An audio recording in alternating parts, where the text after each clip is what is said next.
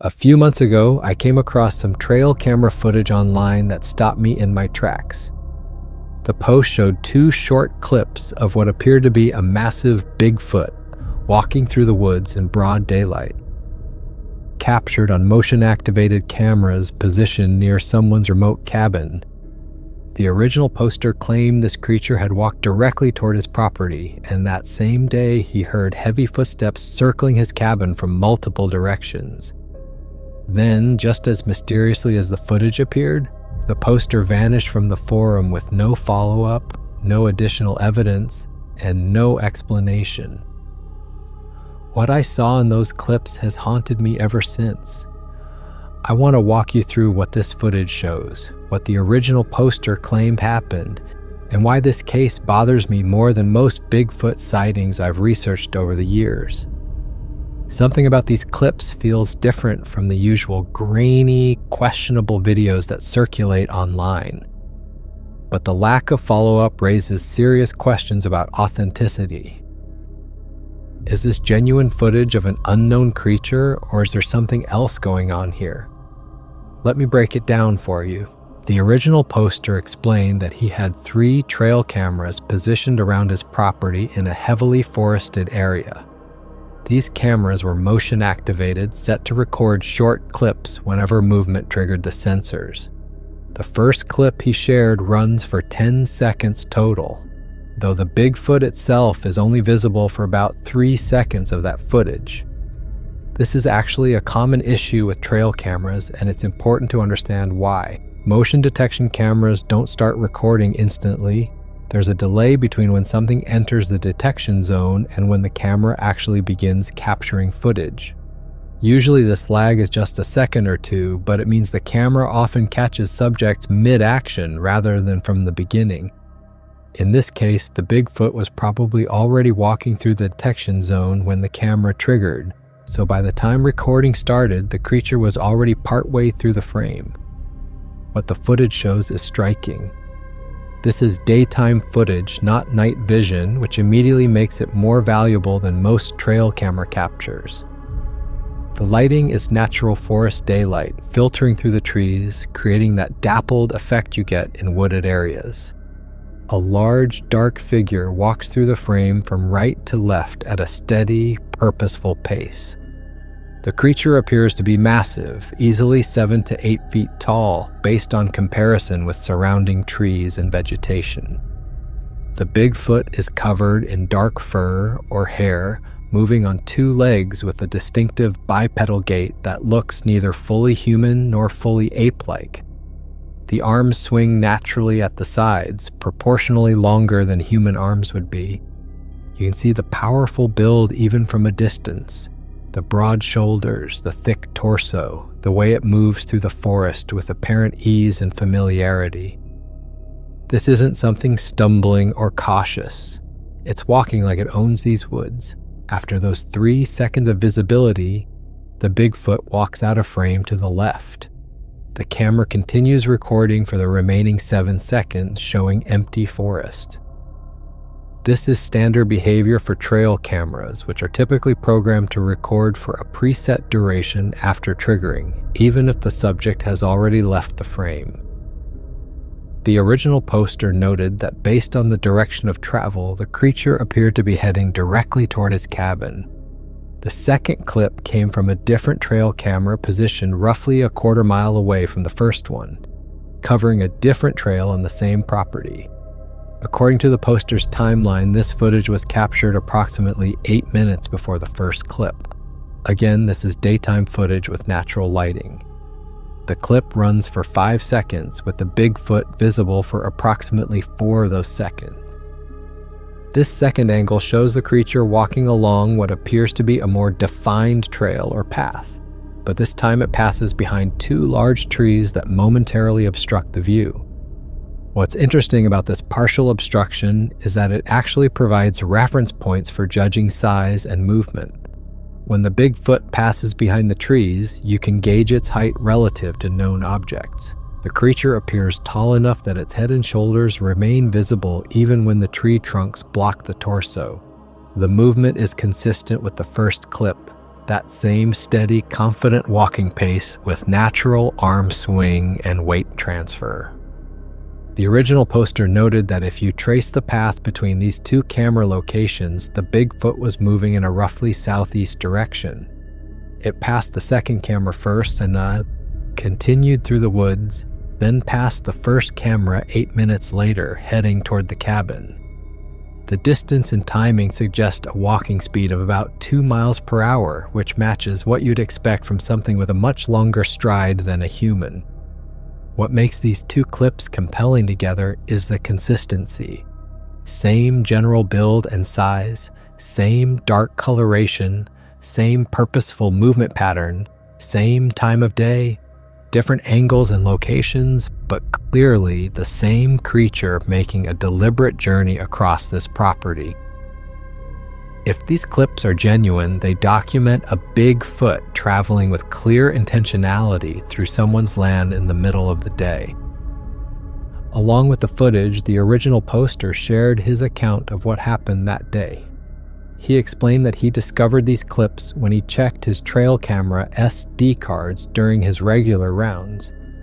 The timestamps showed both clips were from the same afternoon, just minutes apart. He hadn't been home when the Bigfoot walked past his cameras, having been away at work in town.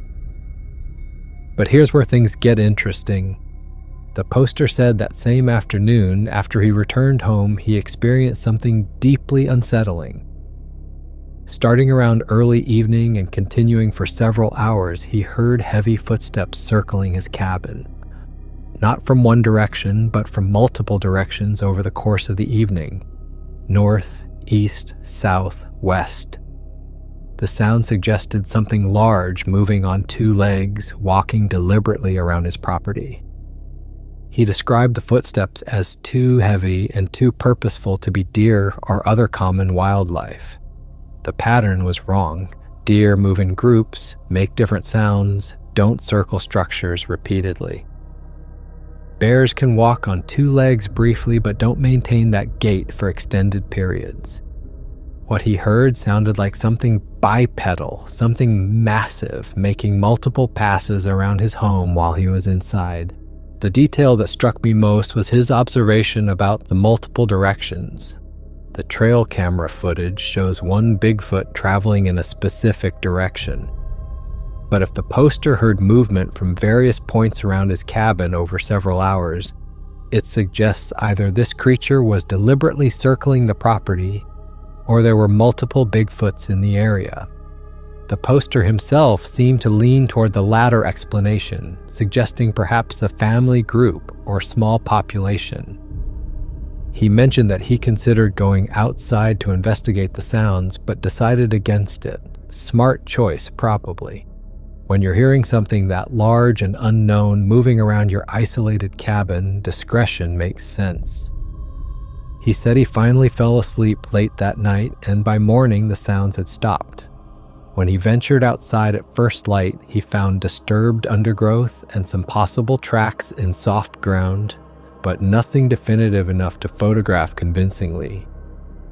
The online response to this footage was immediate and intense. Within hours of posting, dozens of people were analyzing the clips frame by frame, debating authenticity, demanding more information.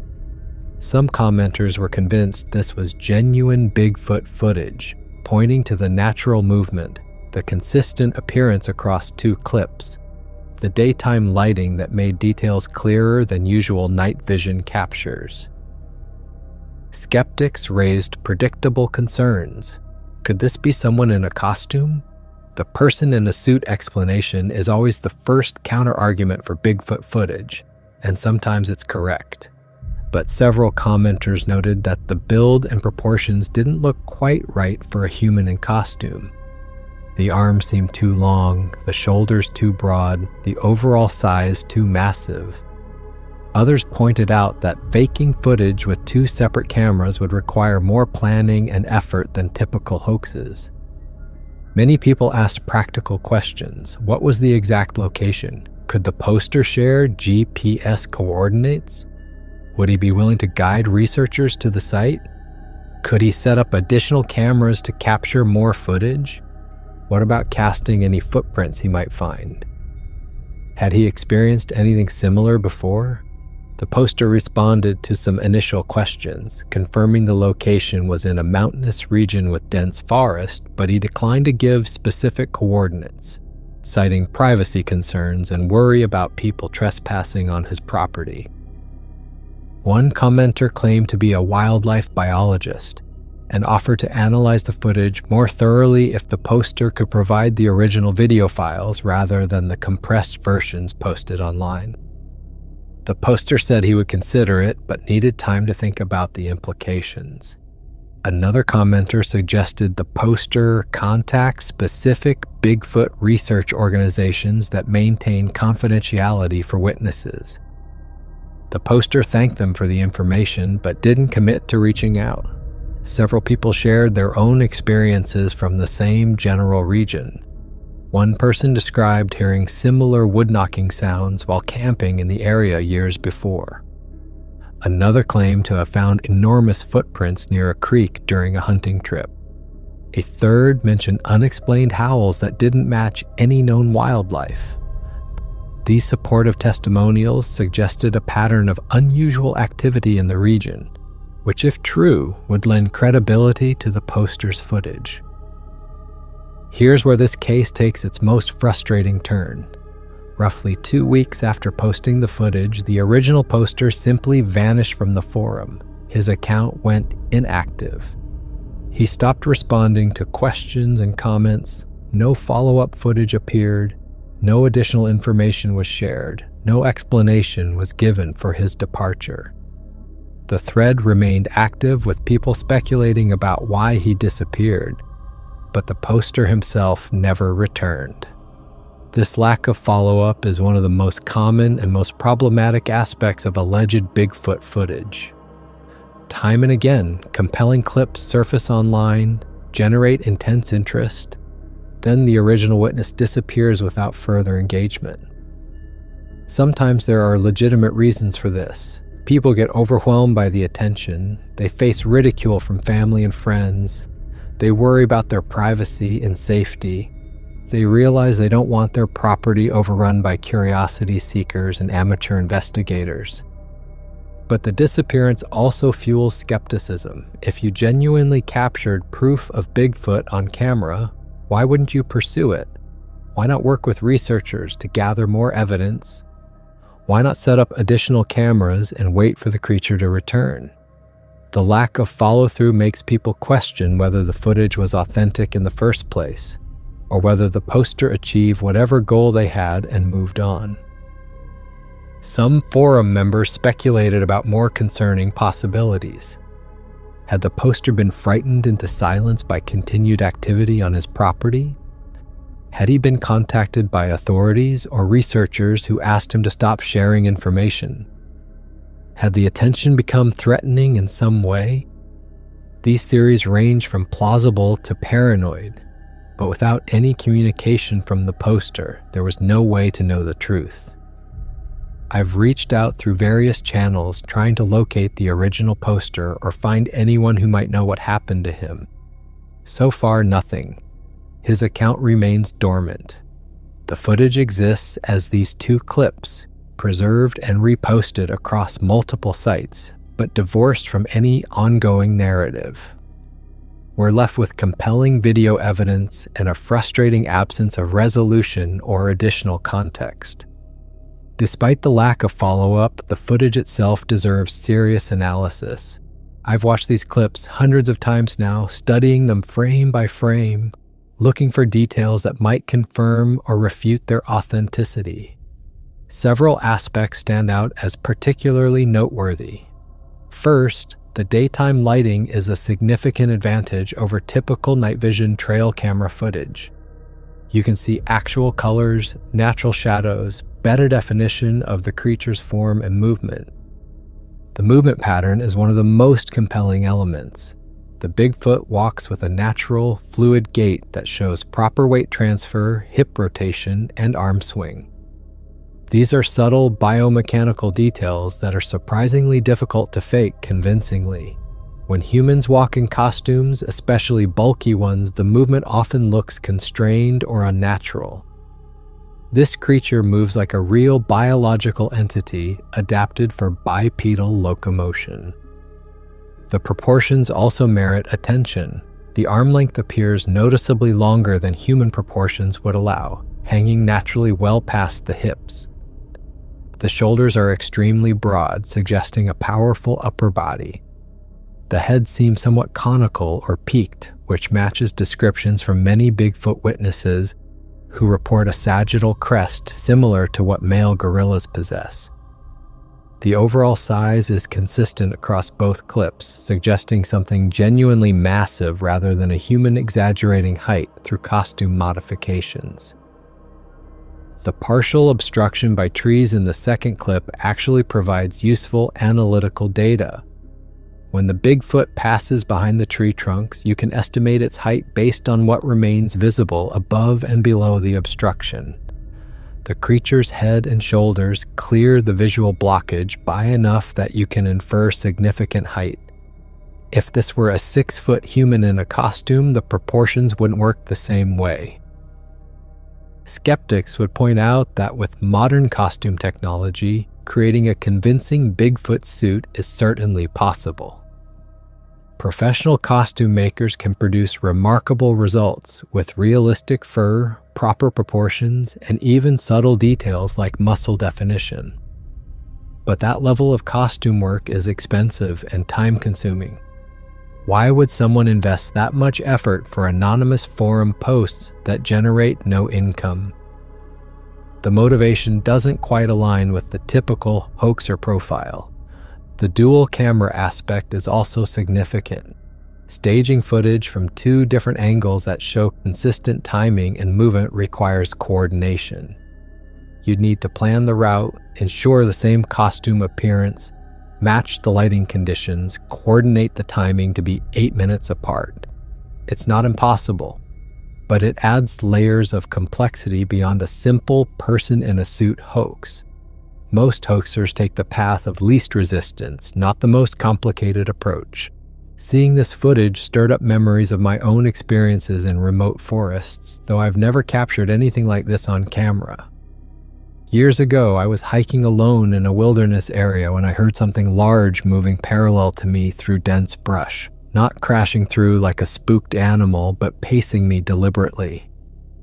The movement stayed just out of sight, maintaining distance, but the sound was unmistakable. Something big was walking on what seemed like 2 legs, matching my speed. I stopped several times to listen more carefully. Each time I stopped, the sound stopped. When I started walking again, the sounds resumed. This continued for maybe 20 minutes before whatever it was veered away into deeper forest. I never saw it clearly, just occasional glimpses of shadow through thick vegetation. The experience left me deeply unsettled, and I cut my hike short to return to my vehicle. Another time, while camping in mountains several states away from that first experience, my hiking partner and I heard vocalizations we couldn't identify. This was around midnight, clear night, no wind. The sounds came from different points in the valley below our campsite. Loud, resonant calls that were neither howls nor screams, but something in between. Too powerful to be coyotes, wrong timbre for wolves, nothing like any bear vocalizations I've heard. The calls seemed to be communicating, one voice calling and another responding from a different location. They continued intermittently for about 30 minutes before falling silent.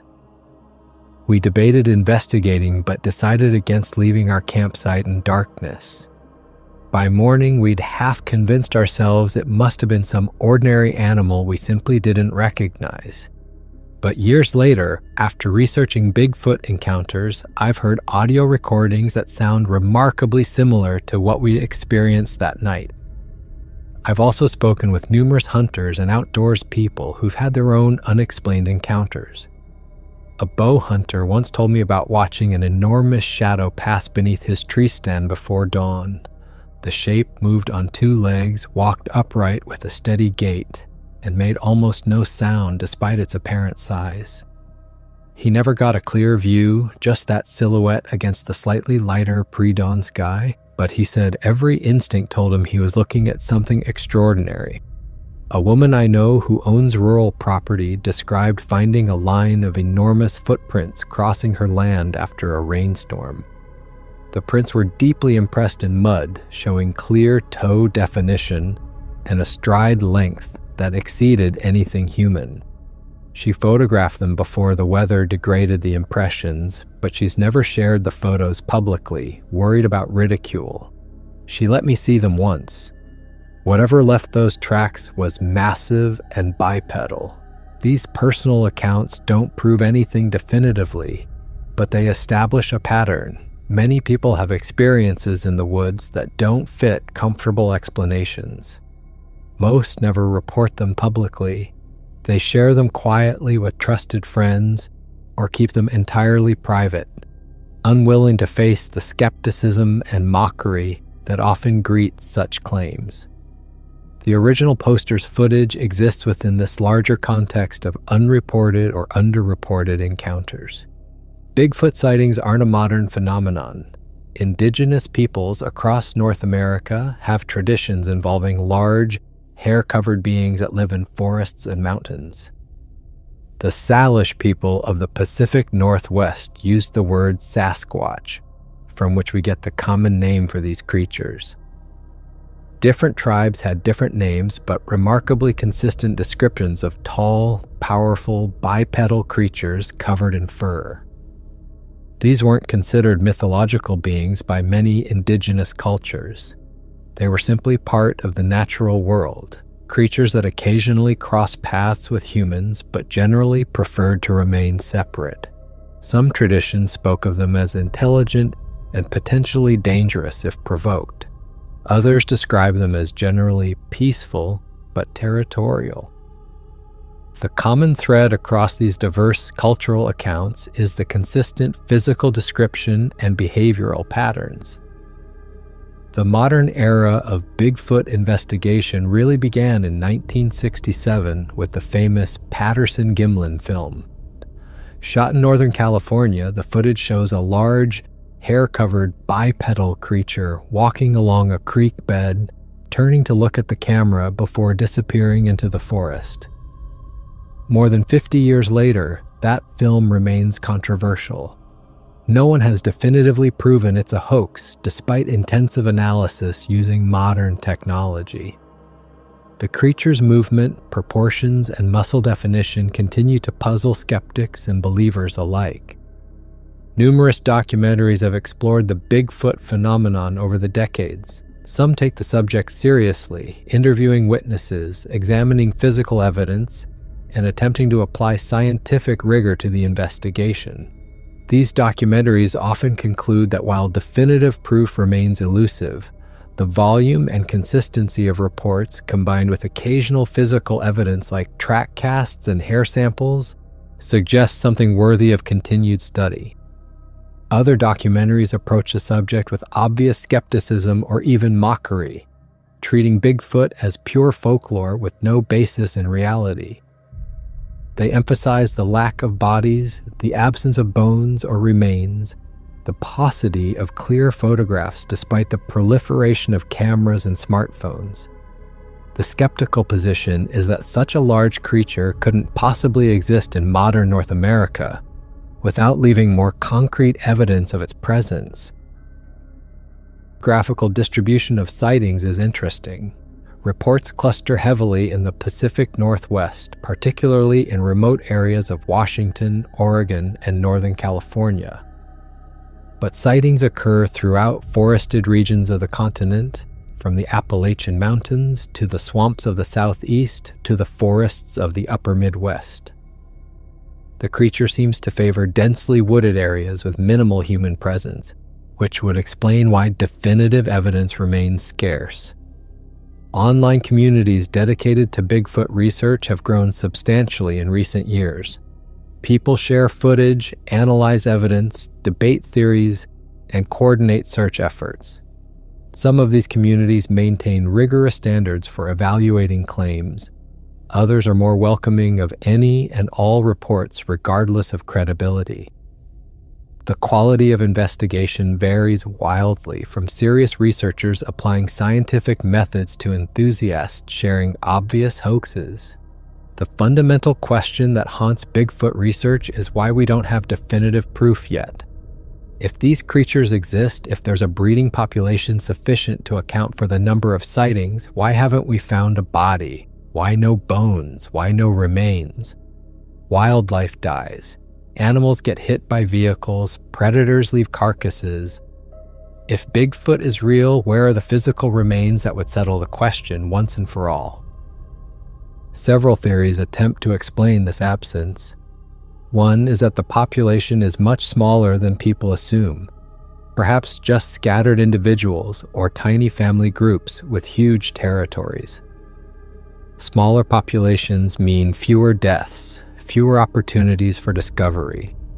Another theory suggests Bigfoots might have cultural practices around death, possibly burying or concealing their dead, which some great ape species do show rudimentary versions of in the wild. The intelligence factor can't be ignored. If Bigfoot exists and possesses sophisticated awareness and wariness around humans, they might actively avoid trails, roads, and areas where they might be discovered. They might travel primarily at times and through routes that minimize human contact.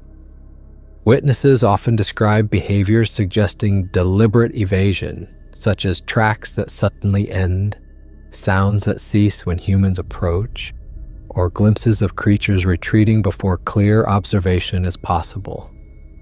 Skeptics point to the lack of roadkill incidents. Large animals get struck by vehicles constantly: deer, bears, elk, moose. If Bigfoots existed in the number suggested by sighting reports, statistical probability suggests at least one would have been hit by a vehicle at some point, especially in areas where sightings are common.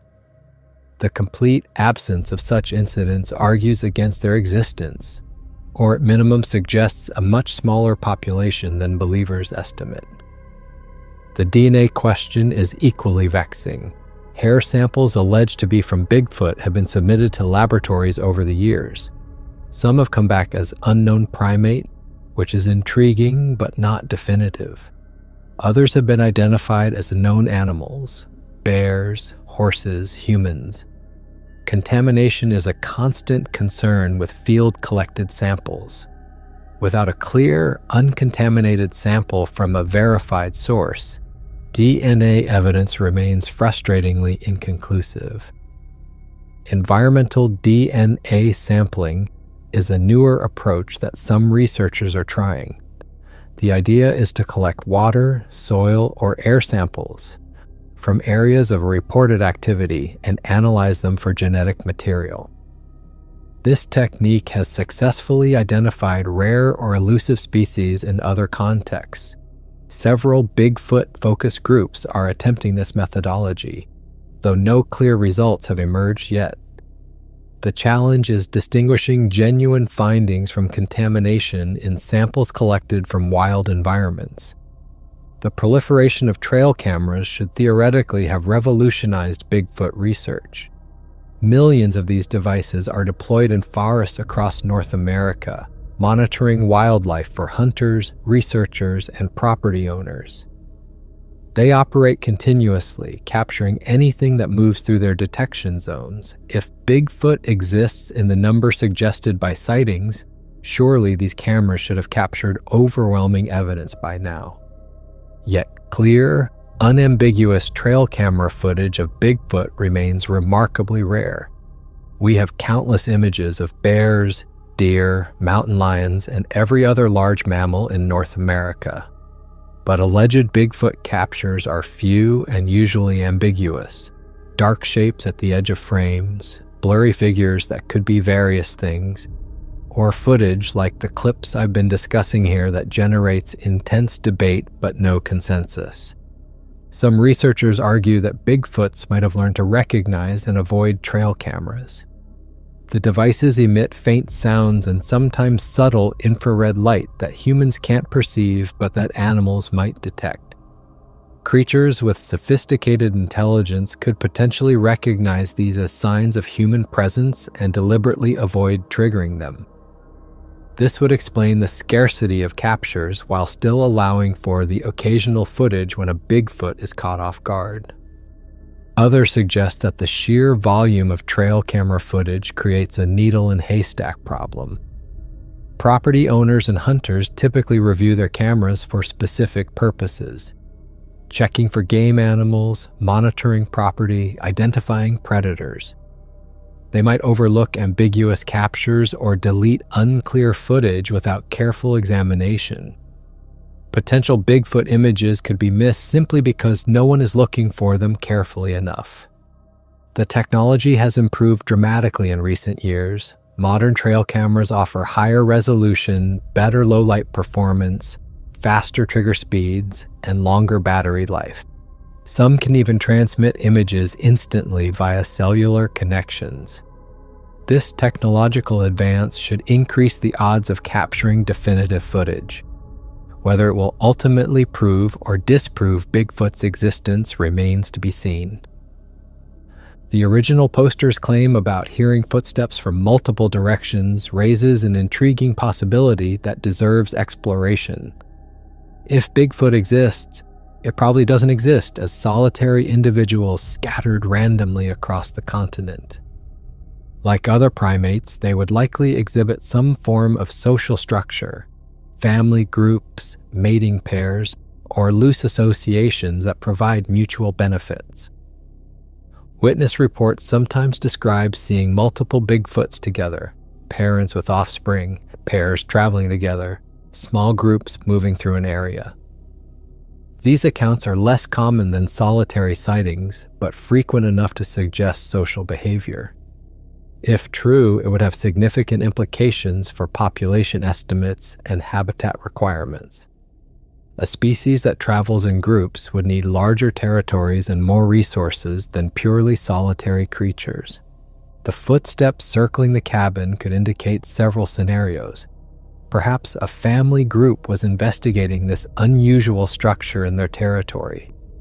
Maybe it was a mating pair exploring together, or it could have been coincidental.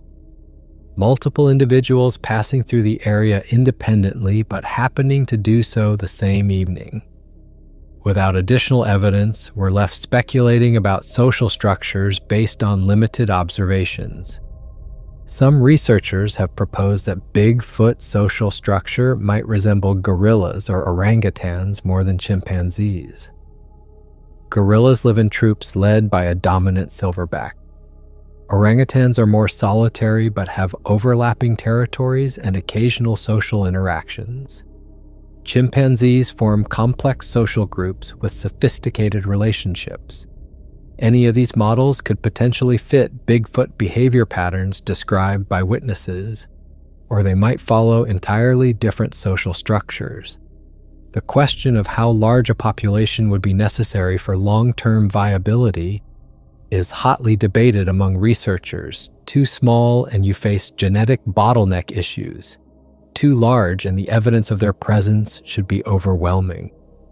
The Goldilocks zone, a population big enough to be sustainable but small enough to remain mostly hidden, is theoretically possible, but depends on assumptions about territory size, reproductive rates, and lifespan that we simply don't know. Let me return to what bothers me most about this case. The footage is intriguing. The witness account is detailed and specific. The dual camera capture adds credibility. But the complete absence of follow-up undermines everything. Why would someone who captured what might be the best trail camera footage of Bigfoot in existence simply disappear from public discussion? There are several possible explanations, none of them entirely satisfying. The most charitable interpretation is that the poster became overwhelmed. Posting footage online can generate intense, sometimes hostile attention. Skeptics demand proof beyond what was provided. Believers want access to the location. Researchers push for cooperation. Media outlets might seek interviews. For someone who values privacy and lives remotely, this attention could be deeply unwelcome. Walking away might have seemed like the only way to restore peace. Another possibility is fear. If the poster genuinely experienced multiple Bigfoots circling his cabin, that's terrifying. Continued presence of these creatures on his property might have escalated in ways that frightened him into silence. Maybe he had more encounters he never shared. Maybe the situation became threatening in ways that made him reluctant to draw further attention to his location. Fear is a powerful motivator for discretion. Some believe the poster might have been contacted by authorities or private interests who convinced or pressured him to stop sharing information. This veers into conspiracy territory, but variations of this theory circulate in Bigfoot communities.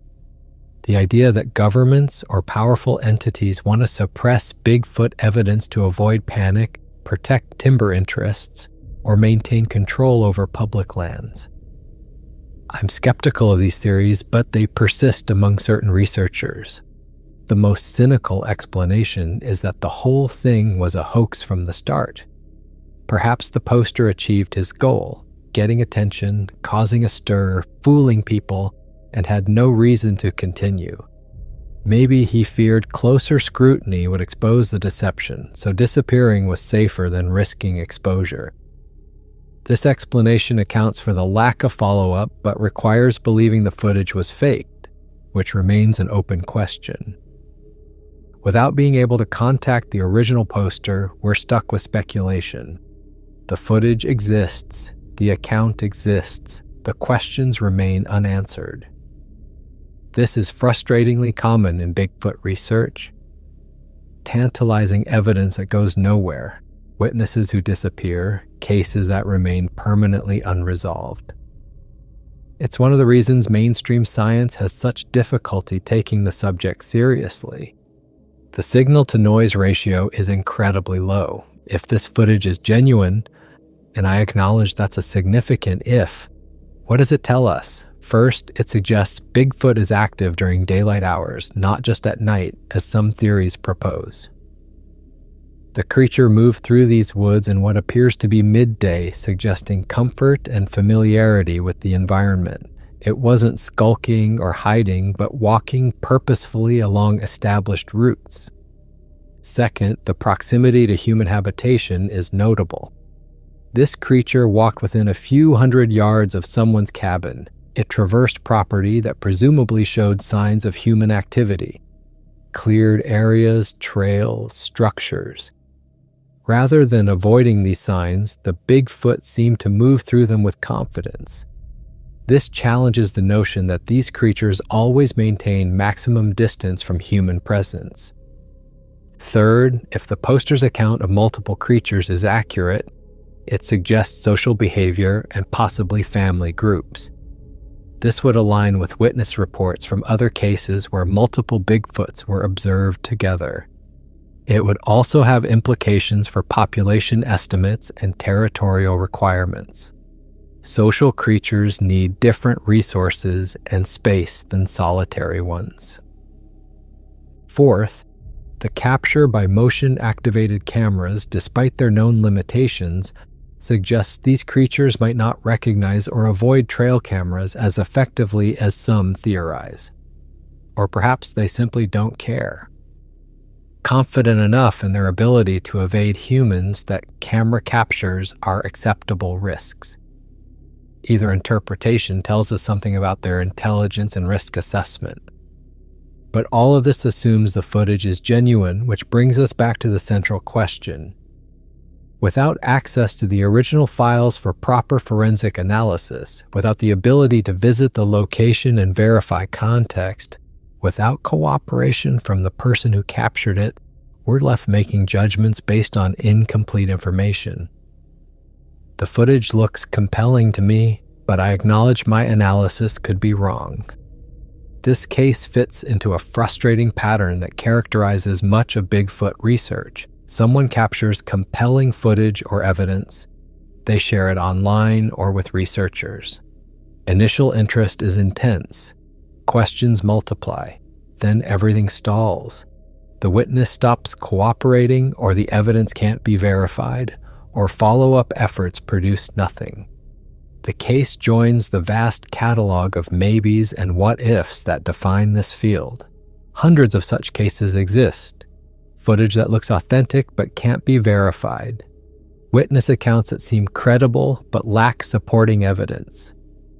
Physical evidence like footprint casts that are dismissed as hoaxes without proper analysis.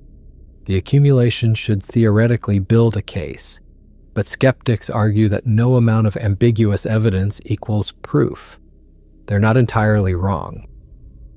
What would constitute proof? A body, obviously, clear, unambiguous footage from multiple angles showing fine details. DNA confirmation from uncontaminated samples. A live specimen captured or studied in the wild. Anything less than this level of evidence will always face legitimate skepticism. And as technology improves, better cameras, better DNA analysis, more surveillance of wild areas, the lack of such definitive proof becomes harder to explain if the creatures exist. Yet the sightings continue. The reports keep coming in. People who don't know each other, separated by thousands of miles, describe remarkably similar encounters. Trail cameras occasionally capture ambiguous footage. Footprints appear in remote areas. Vocalizations are recorded. Wood-knocking sounds are heard. Rock-throwing incidents are reported. Either there's a massive, coordinated hoax spanning decades and involving thousands of independent witnesses, or something genuine is happening in North American forests. I lean toward the latter explanation, but I acknowledge my bias. I want Bigfoot to be real. I want the mystery to have a resolution that validates the experiences of so many witnesses. I want there to be large, intelligent creatures sharing our forests that have managed to avoid documentation through cunning and wariness. But wanting something to be true doesn't make it true, and I try to maintain skepticism even as I investigate cases like this one. So what do you make of this footage? Does it look genuine to you, or do you see something I'm missing that suggests a hoax?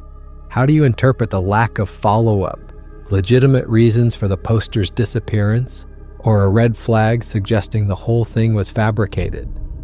Does the claim about multiple creatures circling the cabin make the story more compelling or less believable? I'm genuinely curious about different perspectives. People bring different backgrounds and levels of skepticism to these questions. Someone with experience in costume design might see details in the footage that I miss. Someone with wildlife biology training might catch movement patterns that seem wrong. Someone who lives in remote areas might have insights about how people react to unexplained experiences on their property. The daytime capture is significant in my view. Night vision footage is inherently more ambiguous. Things look strange, proportions are distorted, details are lost. But this footage shows the creature in natural lighting, moving through a forest environment that looks normal and undistorted. If it's a hoax, it's a well-executed one that required planning, resources, and skill. If it's genuine, it's among the best trail camera captures of Bigfoot I've seen. The two-camera aspect either strengthens the case or reveals a more elaborate hoax than usual. Creating consistent footage from two angles 8 minutes apart requires coordination and effort beyond what most hoaxers invest. But it's not impossible. Someone determined to create convincing fake footage could certainly plan and execute such a scenario. Without access to the original files and location, we can't definitively rule it out. What bothers me most is not being able to investigate further. I want to walk that property. I want to see the camera locations, judge the distances, look for other evidence that might have been overlooked. I want to talk with the original poster, hear the full story, understand why he stopped sharing information. I want to set up my own cameras and see if these creatures return. But none of that is possible without cooperation that isn't forthcoming. This isn't the first time trail cameras have allegedly captured Bigfoot footage, though cases like this remain relatively rare. Over the years, several notable trail camera captures have surfaced online, each generating similar cycles of excitement, analysis, and ultimately unresolved debate. Comparing this footage to those other cases provides useful context for evaluation. One well-known case involved footage from Pennsylvania showing a large, dark figure moving past a trail camera at night. The creature appeared massive and moved on two legs, but the night vision quality made details difficult to discern. Skeptics suggested it could be a bear walking upright, while believers pointed to proportions and movement patterns inconsistent with bear anatomy. That poster also disappeared after initial sharing, leaving the footage in permanent limbo of uncertainty. Another case from the Pacific Northwest showed daytime footage of something large and hair-covered moving through dense brush. The creature was only partially visible through vegetation, making identification extremely difficult. The poster in that case provided extensive background information and continued engaging with researchers, but the footage itself proved too ambiguous for definitive conclusions. Even with cooperation, the evidence couldn't overcome limitations of the capture. A case from the Midwest generated significant attention when a hunter shared footage of what appeared to be a Bigfoot crouching near a deer carcass. The creature seemed to be feeding or investigating the carcass when the trail camera triggered. The footage showed good detail of a large, hair-covered form, but the angle made it difficult to determine if it was bipedal or quadrupedal. Analysis remains divided, with some experts suggesting a bear and others arguing the body structure doesn't match. What distinguishes the footage I'm discussing here is the dual camera capture and the daytime lighting. Most trail camera Bigfoot captures are solitary clips from single cameras, often at night, frequently of ambiguous subjects that could be various things. Having two cameras catching what appears to be the same creature minutes apart, both in daylight, is unusual. It either represents more elaborate hoaxing or stronger evidence than typical trail camera cases. The pattern across these cases is frustratingly consistent. Footage surfaces, initial excitement builds, analysis begins, questions multiply. Evidence remains inconclusive. Original posters often disappear or stop cooperating. The footage joins the catalog of maybes. This repetitive cycle frustrates both believers who want validation and skeptics who want clear resolution one way or the other. The ambiguity serves neither position well. Some researchers maintain databases of trail camera captures they consider potentially genuine. These collections include hundreds of clips showing ambiguous figures, dark shapes, and occasional clear images of something unusual. Taken individually, each piece might be questionable. Taken collectively, they suggest either a widespread hoaxing phenomenon or genuine capture of something that exists but remains unconfirmed. The interpretation depends largely on pre-existing beliefs about Bigfoot. I need to address hoaxing directly because it's the elephant in the room with any Bigfoot footage. The field has been plagued by deliberate deceptions for decades. People create fake footage for attention, for money, for the thrill of fooling others, or sometimes just for entertainment. These hoaxes damage legitimate research efforts and make serious investigators reluctant to even examine new evidence. Some hoaxes are obvious: people in cheap gorilla suits, clearly fake footprints, doctored photographs. Others are more sophisticated, involving custom costumes, careful staging, and attention to details that casual hoaxers neglect. The most successful hoaxes exploit the limitations of available evidence, staying just ambiguous enough that definitive debunking proves difficult, while seeming convincing enough to generate sustained interest. Could this trail camera footage be a hoax? Absolutely. Someone could have worn a costume, walked past two cameras at appropriate intervals, and staged the whole thing. The technical skill required isn't beyond amateur capabilities, especially with modern costume resources available online. The question is whether this specific scenario matches typical hoaxer profiles and motivations. Most hoaxers want attention, recognition, or financial gain. They tend to maintain engagement to maximize those benefits, creating footage, posting it, then immediately disappearing contradicts typical hoaxer behavior. Usually they stick around to enjoy the attention, perhaps even escalating with additional evidence as interest grows. The immediate abandonment in this case is atypical, though not impossible. The dual camera aspect also complicates simple hoaxing. It requires planning the route, coordinating timing, ensuring consistent appearance across both captures, matching lighting conditions. Not impossible, but more effort than most hoaxers invest. The lack of monetization is also notable.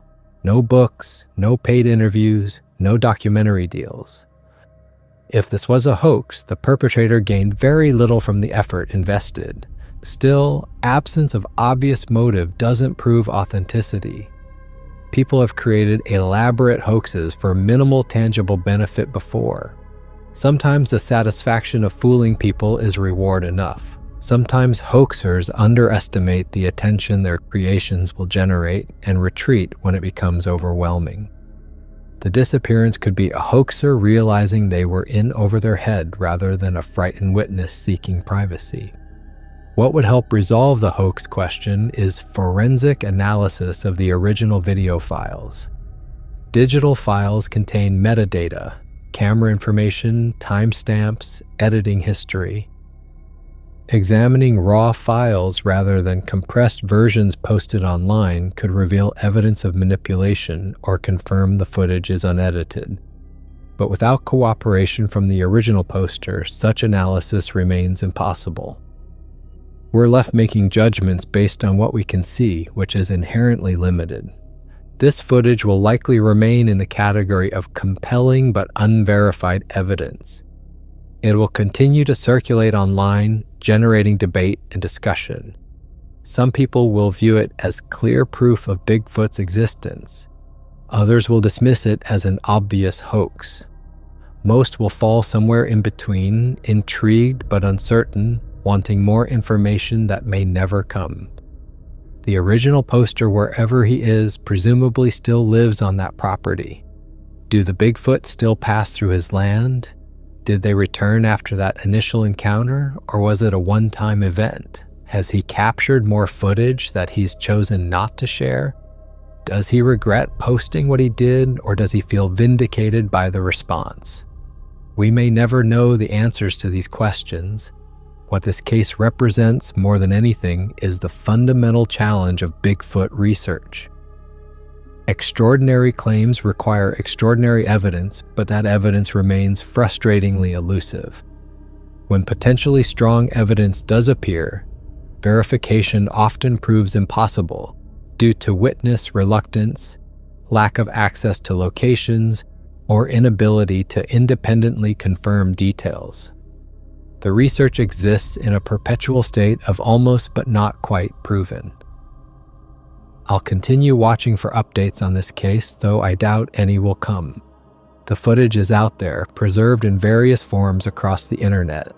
People will continue analyzing it, debating it, using it to support their existing beliefs about Bigfoot. But without the cooperation of the original poster, without ability to verify the claims and investigate the location, it will remain one more tantalizing maybe in a field full of them. The forests are still out there, vast and largely unmonitored despite our modern technology. If Bigfoot exists, they're still moving through those woods, leaving occasional traces of their presence, occasionally crossing paths with humans who mostly keep their experiences private. The mystery continues, unsolved but compelling, frustrating but fascinating. And somewhere on a remote property, trail cameras might still be capturing brief glimpses of something extraordinary that we'll never see because the person who owns them has chosen silence over sharing. What do you think happened here? Is this real footage of Bigfoot walking through someone's property in broad daylight? Or is there a more mundane explanation that accounts for all the details? I've laid out what I know, what I think, and what remains uncertain. Now it's your turn to weigh the evidence and reach your own conclusions. Because ultimately, that's all any of us can do with cases like this. Look at what's available, apply our judgment and experience, and decide what we believe most likely explains what we're seeing. The truth, whatever it is, remains hidden in those forests where the footage was captured. For more interesting Bigfoot videos, check this out.